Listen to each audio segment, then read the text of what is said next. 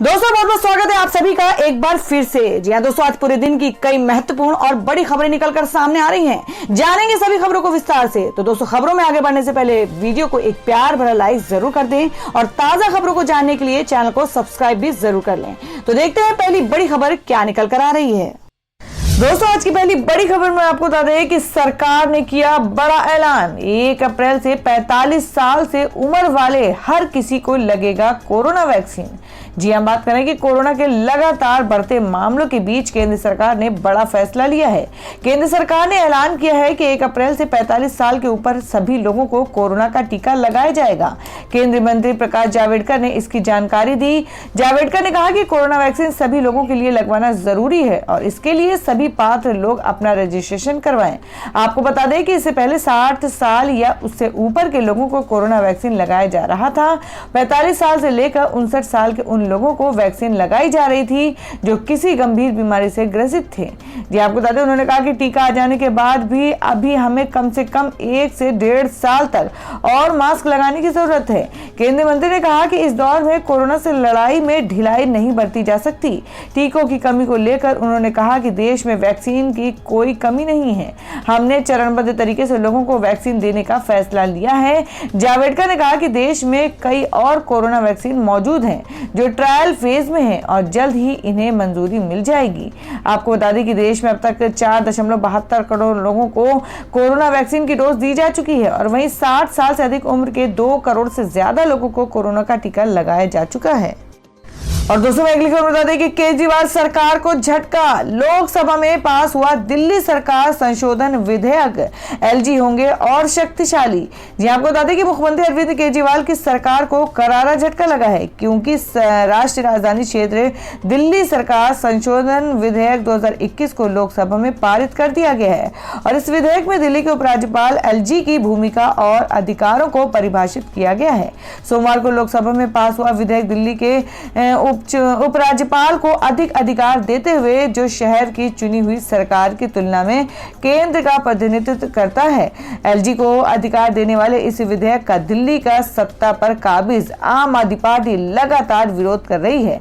सदन में गृह राज्य मंत्री जी किशन रेड्डी ने कहा कि संविधान के अनुसार दिल्ली विधानसभा में युक्त सीमित अधिकारों वाला एक केंद्र शासित राज्य है। सुप्रीम कोर्ट ने भी अपने फैसले में कहा है कि यह केंद्र शासित राज्य है। सभी संशोधन कोर्ट के फैसले के मुताबिक है जिसके बाद ये कानून पास हो गया। उपराज्यपाल की जिम्मेदारियों को और अधिक परिभाषित करेगा। बता दें कि दिल्ली में सत्तारूढ़ आम आदमी पार्टी सरकार और केंद्र में भाजपा के बीच विवाद पर 2018 में सुप्रीम कोर्ट के फैसले की संविधान पीठ के बावजूद विधेयक को आगे बढ़ाया गया। सरकार ने दावा किया कि विधेयक संविधान को ध्यान में रखते हुए निर्वाचित सरकार और उपराज्यपाल की जिम्मेदारियों को और अधिक परिभाषित करेगा।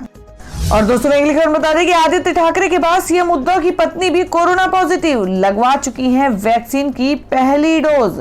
जी हम बात करें कि महाराष्ट्र में कोरोना वायरस का असर अब मुख्यमंत्री उद्धव ठाकरे के परिवार पर भी दिखाई देने लगा है। बेटे और कैबिनेट मंत्री आदित्य ठाकरे के बाद अब सीएम उद्धव की पत्नी रश्मि ठाकरे भी कोरोना वायरस पॉजिटिव हो गई हैं। हैरानी की बात यह है कि उन्होंने 11 मार्च को ही कोविड-19 वैक्सीन की पहली डोज ली थी। आदित्य ठाकरे को कोविड-19 पॉजिटिव आने के बाद सोमवार को रश्मि ठाकरे का कोरोना टेस्ट हुआ जिसकी रिपोर्ट पॉजिटिव आई। बताया जा रहा है कि उनकी हालत स्थिर है और होम क्वारंटीन में है। मुख्यमंत्री उद्धव ठाकरे और उनकी पत्नी रश्मि ठाकरे ने 11 मार्च को सरकार द्वारा संचालित जेजे अस्पताल में कोरोना वायरस के खिलाफ टीके की पहली खुराक ली थी। एक अधिकारी ने बताया कि रश्मि ठाकरे का कोविड-19 टेस्ट सोमवार रात पॉजिटिव पाया गया। उन्हें मुख्यमंत्री के आधिकारिक आवास वर्षा में क्वारंटीन किया गया है। राज्य के पर्यटन मंत्री आदित्य ठाकरे ने 2 दिन पहले यानी शनिवार को खुलासा किया था कि उनका कोरोना वायरस टेस्ट पॉजिटिव आया है। गौरतलब है कि महाराष्ट्र में कोरोना वायरस के मामले कम होने का नाम नहीं ले रहे हैं। मंगलवार को पिछले 24 घंटे में 28,699 नए कोरोना के मामले दर्ज किए गए हैं। और दोस्तों, मैं अगली बड़ी खबर में आपको बता दें जो कि बिहार से है। जी आपको बता दें कि बिहार विधानसभा में बवाल। तेजस्वी यादव बोले, हमें पीटा गया, काले दिन के रूप में याद करेगी जनता। जी आपको बता दें कि बिहार विधानसभा में मंगलवार को जो नजारा देखने को मिला ऐसा शायद ही किसी अन्य राज्य की विधानसभा में देखा गया होगा।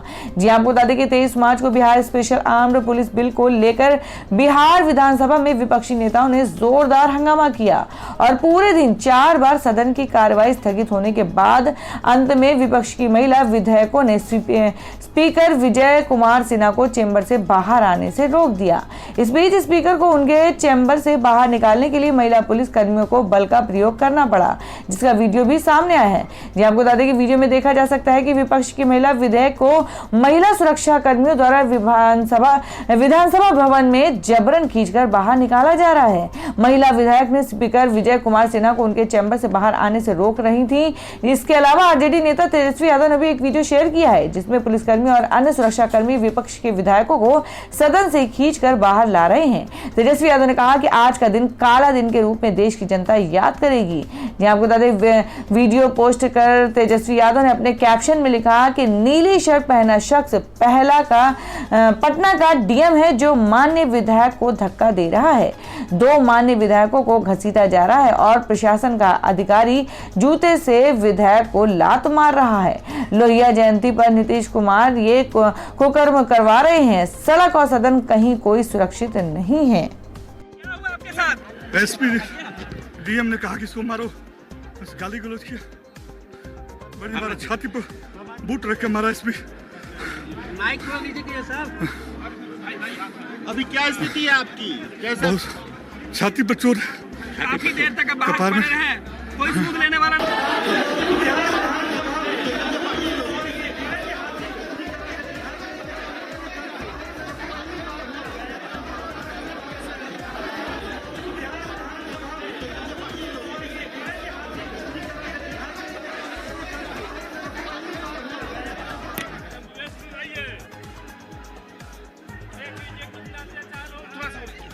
बात करते हैं आपसे।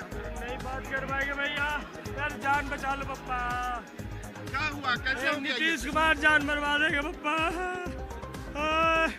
हम लोग बिहार के 12 करोड़ जनता के साथ खड़ा है भैया। आज बेरोजगारी के सवाल पर सड़क पर मारा और सदन में काला कानून पुलिस अमेंडमेंट एक्ट लेकर के आए।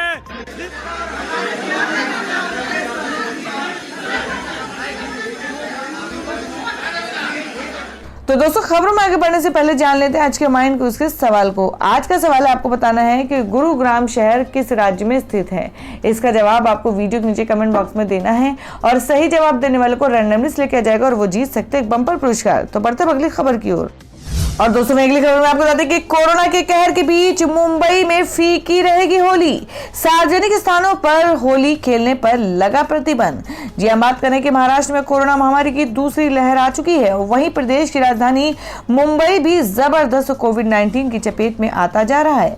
कोरोना के बढ़ते मामलों के मद्देनजर महाराष्ट्र सरकार सार्वजनिक स्थानों पर होली उत्सव मनाने पर प्रतिबंध लगा दिया है। मंगलवार को जारी किए आदेश में प्रदेश सरकार ने कहा कि मुंबई में सार्वजनिक होली समारोह को हर दिन बढ़ रहे कोरोना के मामले में वृद्धि को देखते हुए निषिद्ध कर दिया गया है। बता दें, महाराष्ट्र में एक दिन में कोरोना मामलों में हुई अत्यधिक बढ़ोतरी के बाद मंगलवार को कोरोना के केस में गिरावट देखी गई, जिसमें 24,645 नए मामले दर्ज किए गए। रविवार को राज्य में 30,535 मामले दर्ज किए गए थे। और दोस्तों, अगली खबर है महाराष्ट्र से। आपको बता दें कि 100 करोड़ की वसूली, देशमुख और परमवीर के खिलाफ हाईकोर्ट में याचिका, सीबीआई जांच की मांग। जी हम बात करें कि महाराष्ट्र में गृह मंत्री के खिलाफ 100 करोड़ की वसूली के आरोप का मामला हाईकोर्ट में पहुंच गया है। मामले में मुंबई के एक वकील ने बॉम्बे हाईकोर्ट में याचिका दायर की है। याचिका में हाईकोर्ट से गृह मंत्री अनिल देशमुख और मुंबई के पूर्व पुलिस कमिश्नर परमवीर सिंह और मामले में शामिल अन्य लोगों के खिलाफ सीबीआई या फिर किसी अन्य स्वतंत्र एजेंसी से जांच कराए जाने का आदेश देने की मांग की गई है। जी आपको बता दें कि याचिकाकर्ता वकील जयश्री लक्ष्मण राव पाटिल ने हाईकोर्ट से दक्षिण मुंबई के मालाबार हिल पुलिस स्टेशन में इसी मामले में उनकी एक लिखित शिकायत का संज्ञान लेने और प्राथमिकी दर्ज किए जाने का निर्देश देने की मांग की है।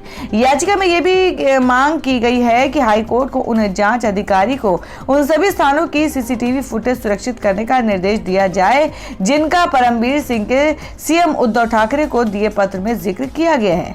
महाराष्ट्र में एंटीलिया केस मामले में मुंबई पुलिस के अफसर सचिन वाजे का नाम आने और एनआईए द्वारा उसकी गिरफ्तारी के बाद महाराष्ट्र सरकार ने मुंबई के पुलिस कमिश्नर परमवीर सिंह को हटाकर उन्हें होम गार्ड का डीजी बना दिया था। ट्रांसफर के 3 दिन बाद पिछले शनिवार को महाराष्ट्र के मुख्यमंत्री उद्धव ठाकरे को पत्र लिखकर भूचाल ला दिया था और इस पत्र में परमवीर सिंह ने गृह मंत्री अनिल देशमुख देशमुख पर वसूली का आरोप लगाया था। उन्होंने लिखा था कि अनिल देशमुख ने पुलिस इंस्पेक्टर सचिन वाजे को मुंबई से हर महीने 100 की वसूली का टारगेट दे रखा है।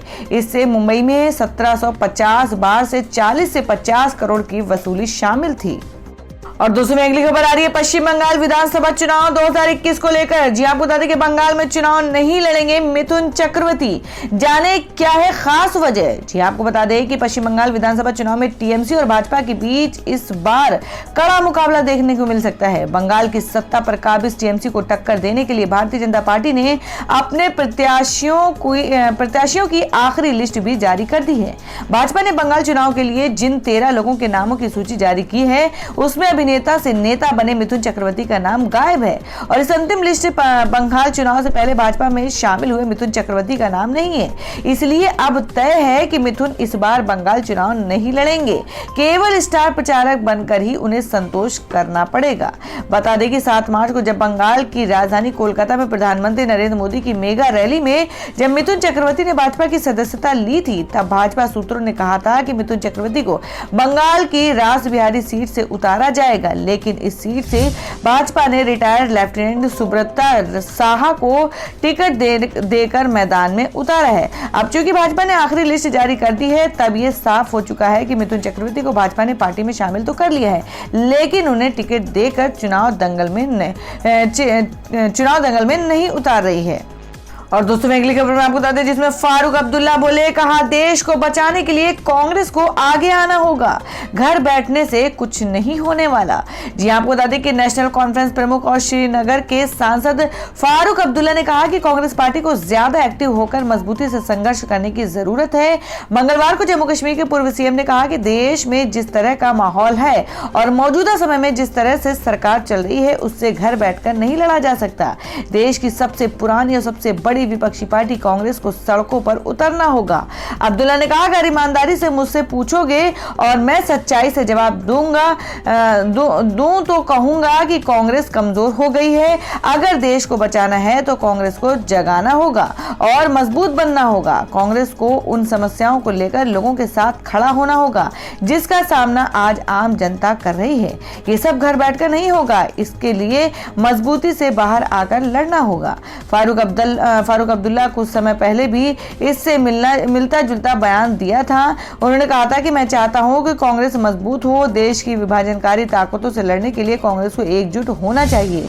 देश में जो परेशानियां हैं उनको दूर करने के लिए लोग कांग्रेस की ओर उम्मीद के साथ देख रहे हैं। ऐसे में कांग्रेस का मजबूत होना जरूरी है।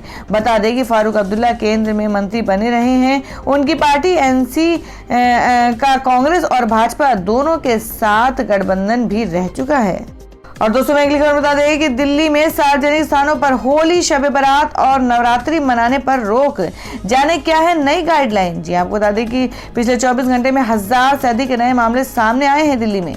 और इधर कोरोना संक्रमण की बढ़ोतरी को देखते हुए अरविंद केजरीवाल ने आगामी त्योहारों को देखते हुए नई गाइडलाइन जारी की है, जिसके तहत सभी त्योहारों में सार्वजनिक उत्सवों पर रोक लगा दिया गया है। केजरीवाल सरकार ने अपने आदेश में बताया कि दिल्ली एनसीआर में कोरोना के मामलों में वृद्धि के कारण आगामी त्योहारों जैसे होली, नवरात्रि और शब बारात सार्वजनिक त्योहारों की अनुमति नहीं दी जाएगी। दिल्ली आपदा प्रबंधन प्राधिकरण ने सभी डीएम और संबंधित अधिकारियों को आदेश का कड़ाई से पालन सुनिश्चित करने को कहा है। मालूम हो कि दिल्ली में कोरोना के नए मामलों में लगातार इजाफा हो रहा है। और दोस्तों मैं अगली खबर बता दें कि दिल्ली में शराब पीने की कानूनी उम्र घटी। केजरीवाल सरकार ने घटाकर की 25 से 21 साल।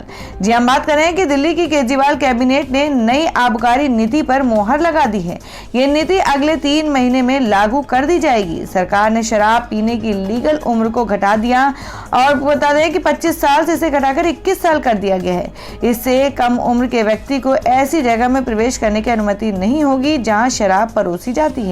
यहाँ आपको बता दें कि सोमवार को उप मुख्यमंत्री मनीष सिसोदिया ने इसकी जानकारी देते हुए कहा कि नई नीति से सरकार का राजस्व बढ़ेगा। नई आबकारी नीति के तहत दिल्ली में शराब की नई दुकानें नहीं खुलेंगी, सभी सरकारी दुकानें बंद होंगी। शराब की दुकान चलाना सरकार की जिम्मेदारी नहीं है।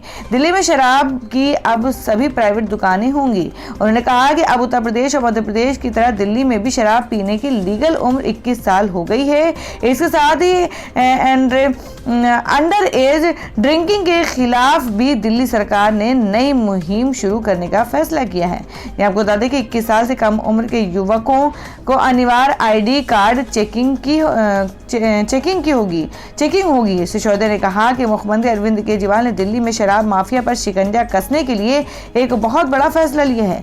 दिल्ली की एक्साइज पॉलिसी में बदलाव करके उन पर फैक्टर को हटाया जा रहा है, जिनकी वजह से शराब माफिया अपने अवैध कारोबार चला पाता है।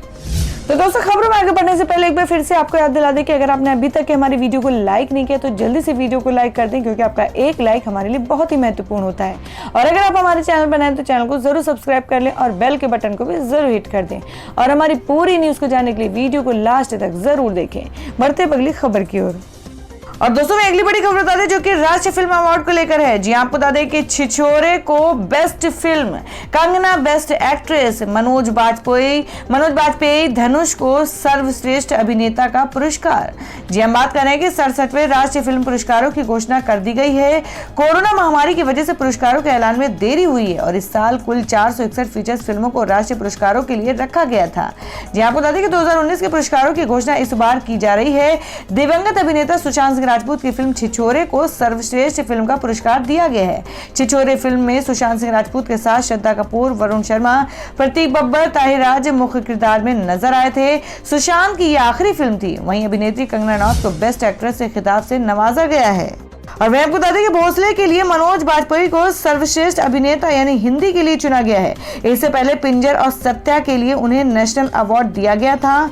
मनोज बाजपेयी के अलावा धनुष ने भी बेस्ट एक्टर का खिताब अपने नाम किया है। ये पुरस्कार धनुष को आसुरन यानी तमिल के लिए मिला है। और दोस्तों, अगली खबर में जान लेते हैं क्या देश भर में सोने और चांदी के ताजा भाव। जी हम बात करें कि होली से पहले धड़ाम हुआ सोना, कीमत में फिर आई गिरावट। क्या है, जान लेते हैं आज के सोने का भाव। जी आपको बता दें कि सोने की कीमत में गिरावट का दौर फिर से शुरू हो गया है। मंगलवार को सोने का भाव एक बार फिर से गिर गया और भारतीय सराफा बाजार में मंगलवार को भी सोने की कीमत में गिरावट आई और 24 कैरेट शुद्धता वाले सोने का भाव 120 रुपए गिरकर 44,823 रुपए प्रति 10 ग्राम पर पहुंच गया है। वहीं चांदी की कीमत 0.5% गिरकर 66.13 रुपए प्रति किलोग्राम पर पहुंच गया। और दोस्तों, मैं अगली खबर बता दें क्या है देश भर मौसम के ताजा हालात। जी आपको बता दें कि दिल्ली एनसीआर में बदला मौसम का मिजाज। कई इलाकों में बारिश, कश्मीर में बर्फबारी से हाईवे बंद। जी हम बात करें कि दिल्ली के कई राज्यों में भारी बारिश का अलर्ट जारी है, तो वहीं राजधानी में इंद्र देवता मेहरबान हुए हैं और जिसकी वजह से देश के कई इलाकों में हल्की बारिश हुई है, जिसके कारण तापमान में कमी आई है और ठंडी हवाओं के चलते मौसम सुहाना हुआ है। विभाग ने कहा है कि केवल दिल्ली एनसीआर में ही बारिश के आसार नहीं है, बल्कि अगले 24 घंटे के दौरान राजस्थान, हरियाणा, यूपी के कई इलाकों में जमकर बादल बरसने के आसार हैं। तो दोस्तों, ये थी अब तक की सभी बड़ी खबरों की अपडेट्स। टुडे ब्रेकिंग न्यूज और लेटेस्ट खबरों को देखने के लिए हमारे चैनल को सब्सक्राइब जरूर कर लें, वीडियो को लाइक और शेयर भी जरूर कर दें अपने दोस्तों और रिलेटिव्स के साथ। तो दोस्तों, फिर मिलेंगे काम की खबरों और सरकारी योजनाओं की एक और नई वीडियो के साथ। तब तक के लिए धन्यवाद दोस्तों।